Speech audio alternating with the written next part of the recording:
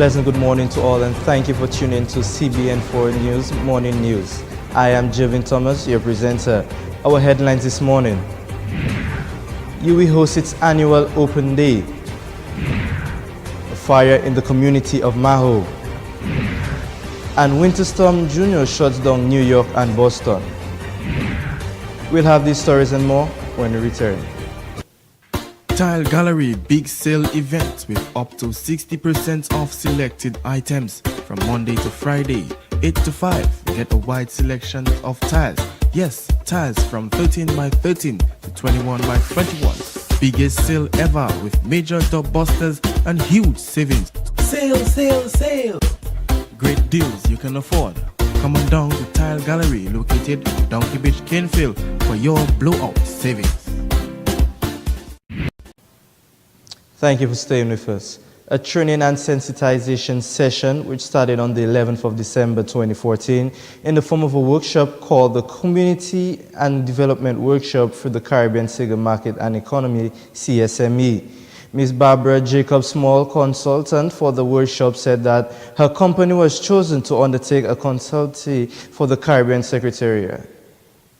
My company, Right Angle Imaging, which is based in St. Lucia, was selected from a competitive bid project to undertake a consultancy for the CARICOM Secretariat.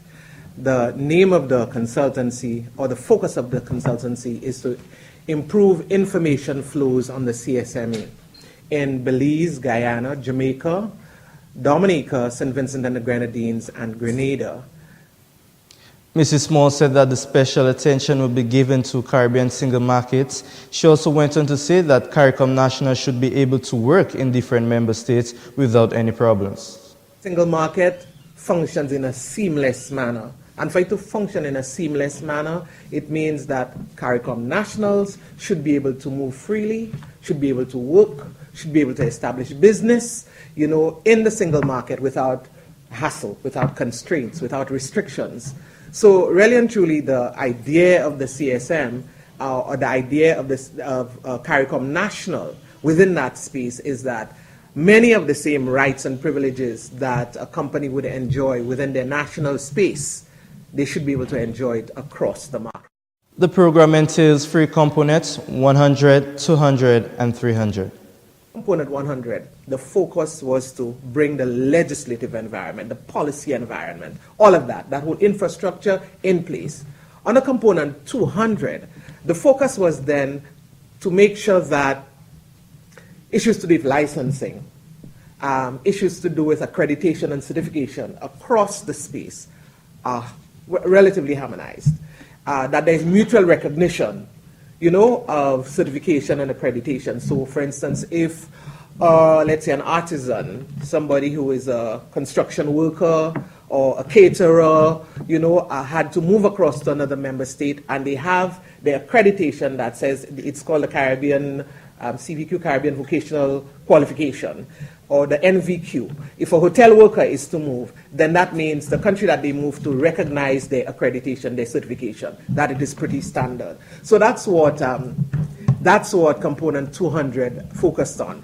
So under component 300, which is where we are, improving information flows in the CSM, the focus is to make sure that the human resource, the people who are administering these processes, these arrangements, these administrative things, they are on the same page.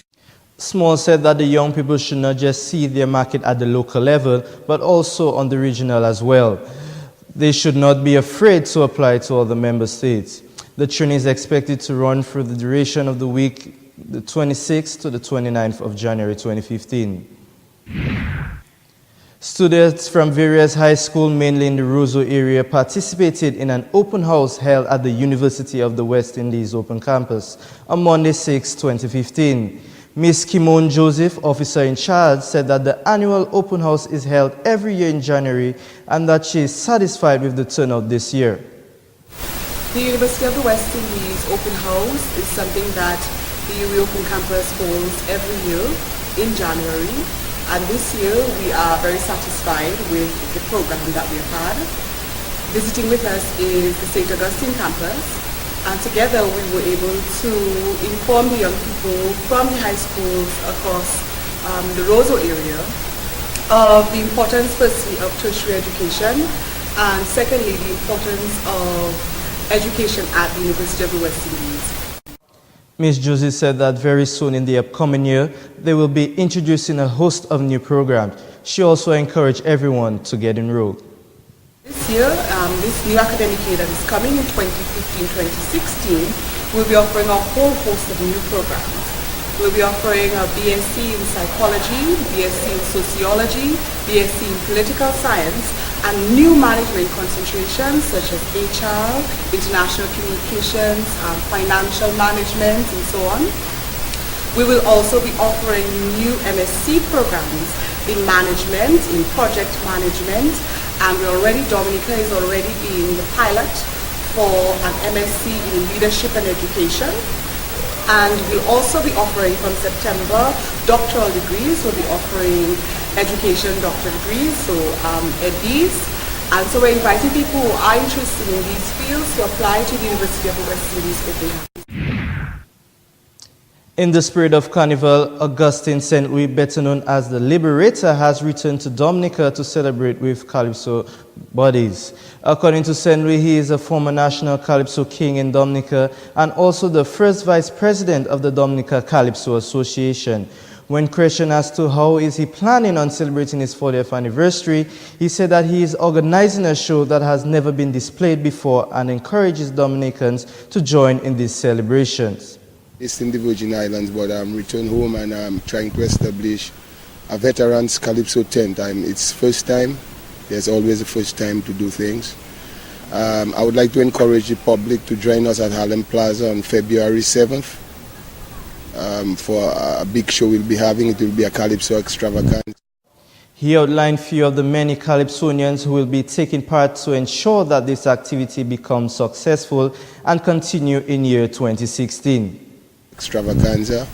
We'll be having great Calypsonians like Piki, who was also a Calypso king, Miko, who won the crown in Portsmouth over 20 times, and we have some great Calypsonians who will entertain you, Hunter, Observer, and Checker, Soul Post, Vigilante, a young Calypsonian. We also incorporate the young Calypsonians.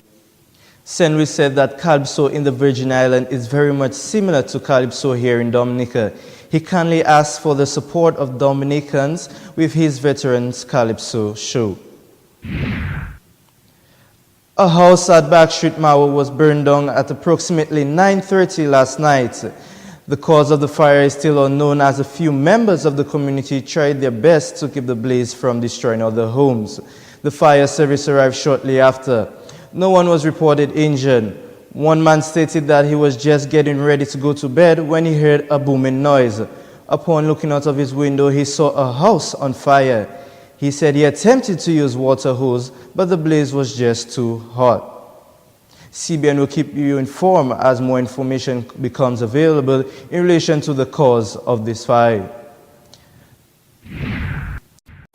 And on the regional market, nearly 4,000 government workers in Bermuda held a mass meeting on Monday morning to vote on the government's proposal to demand further pay cuts for civil servants. However, a meeting with government representatives scheduled for 3 p.m. did not take place, and another meeting of the union members is expected to take place on Tuesday at 9 a.m. On July 25, 2013, all 6 public sector unions agreed to a 4.6% reduction in pay, with a civil servant receiving 1 unpaid and 1 unworked day per month for 2 years, and a pay freeze until 2015. Estimated savings were expected to be 21 million in the first year and 42 million in the second year. And finally, on the international market, a Russian spy ring operating in New York City to collect economic intelligence and recruit other potential spies was broken up by the FBI, who arrested 1 man today. In unsealed court documents, the FBI said that Evgeny Barokayov was in New York City employed by a Russian bank, but was actually working for the Russian intelligence service. The FBI says that the ring used coded messages to relay information that gathered out of the New York City and sent it to officials in Moscow. 2 other men who were part of the ring left the court tree and were not arrested, according to the U.S. Attorney's Office. New York City, Boston, and other areas in northeastern U.S. have shut down, with forecasts warning residents to expect crippling amount of snow. Winter Storm Juno could dump up to 60 centimeters of snow near New York City and in Connecticut, Rhode Island, and Massachusetts and New Hampshire. Driving bans for all but emergency vehicles are in place in New York and Boston, with subway systems suspended. Some 60 million people may be affected by the shutdown. As each hour goes by, the conditions get worse, and the New York authorities are telling people to get off the streets and get off the roads, to stay home and stay warm in these treacherous conditions. Heavy blizzard conditions, very strong winds as well. A combination that could cripple this city. We've seen already that the subway is on a limited service this evening. Some of the transit trains, the commuter trains in places like New Jersey and Connecticut, they're being affected as well. Thousands of flights. This takes us to the end of our morning news. In our headlines once more. UWI hosts its annual open day. Fire in the community of Mao. And Winter Storm Juno batters the New York City. Stay tuned. Coming up next is our morning sports report. Tile Gallery big sale event with up to 60% off selected items from Monday to Friday, 8 to 5. Get a wide selection of tiles. Yes, tiles from 13 by 13 to 21 by 21. Biggest sale ever with major dub busters and huge savings. Sale, sale, sale! Great deals you can afford. Come on down to Tile Gallery located in Donkey Beach, Kenfield for your blowout savings.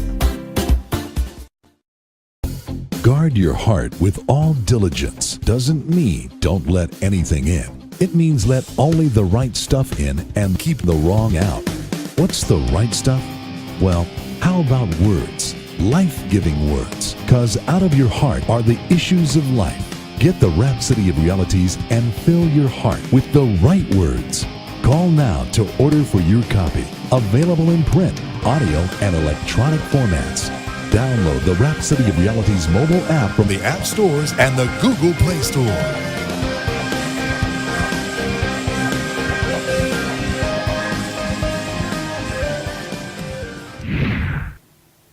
Welcome back, and thank you for staying with us for our morning sports report. I am your presenter, Jevin Thomas, once more. On Sunday evening, Alemon won over DSP under Duckworth-Lewis method when rain interrupted play. Alemon batted first and posted 117 all out.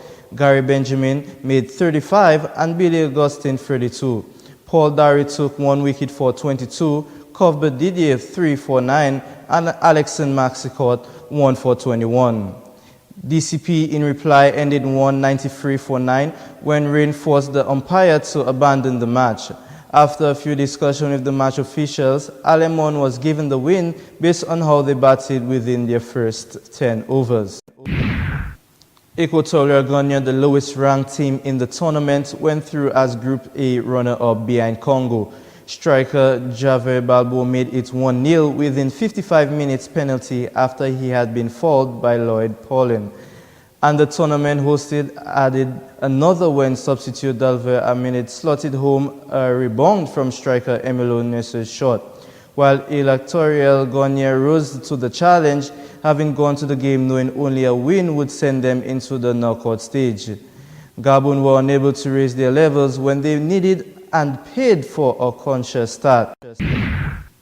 Trinidad and Tobago Red Forces Dwayne Bravo has been fined 50% of his match's fees after pleading guilty to a level 2 breach of the West Indies Cricket Board Code of Conduct during a Nagico Super 50 match against Leeward Islands Hurricane last Tuesday. Bravo was found to have breached Article 2.2 of the West Indies Cricket Board Code of Conduct for players and player support, which relates to the charges, was brought by on-field umpire Gregory Bradwitt and Nigel Dugard. Bravo admitted to the offense of showing serious dissent by making a gesture with his hands in an aggressive manner after a decision of not out was given during the Hurricanes inning, and accepted the sanction proposed by the West Indies Cricket Board match referees Michael Ragunov. As such, there was no need for a formal hearing. Level 2 breach carries a minimum penalty of the imposition of a fine between 50 and 100% of the applicable match fees and or up to 2 suspension points.